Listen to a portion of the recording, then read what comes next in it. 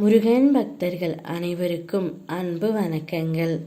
என் அன்பு குழந்தையே, உன்னை வேண்டாம் என்று உதறி சென்ற உன்னுடைய உறவு இப்பொழுது என்ன செய்து கொண்டு இருக்கின்றார் என்பது உனக்கு தெரியுமா?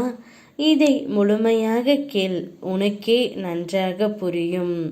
நீ உன்னுடைய வாழ்க்கையில் சில உறவுகளை பிரிந்து இருக்கின்றாய். பிரிந்த உறவுகளை மறக்க முடியாமல் இன்றும் நினைத்து கொண்டு தான் இருக்கின்றாய். அது உன்னுடைய துணையை பிரிந்து இருப்பதனால்தான் நீ இப்பொழுது பெரும் அவஸ்தையில் இருக்கின்றாய். காலத்தின் கட்டாயத்தாலும் விதியின் சதியாலும் நீ அந்த உறவை பிரிந்து விட்டாய். ஆனால் உனக்குள் ஒரு வருத்தம் இருக்கின்றது. அந்த உறவு இப்பொழுது எப்படி இருக்கிறது என்று சில சமயங்களில் உனக்கு தோன்றுகின்றது.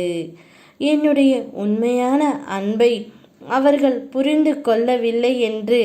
அதே சமயங்களில் அவருடைய உண்மையான அன்பும் உனக்கு புரியவில்லை என்று தான் தோன்றுகின்றது. இது காலத்தின் கட்டாயம்தான்.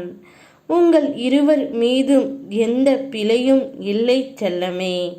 ஏதோ ஒரு மனக்கசப்பு ஏற்பட்டு சதியையும் மாயையும் உங்களை சூழ்ந்து உங்கள் உறவுக்குள் ஒரு பிளவு ஏற்பட்டு விட்டது.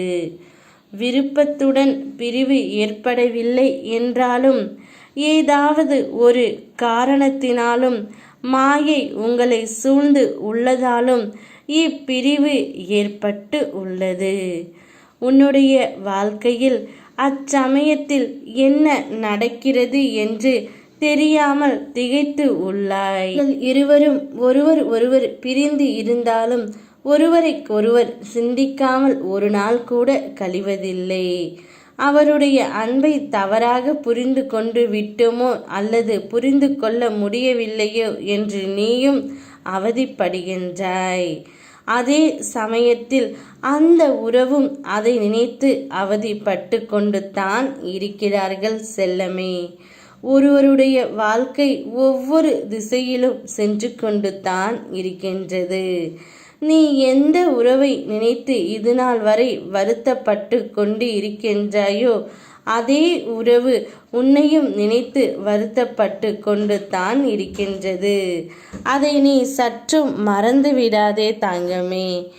ஓம் முருகா, யாமிருக்க பயமேன்.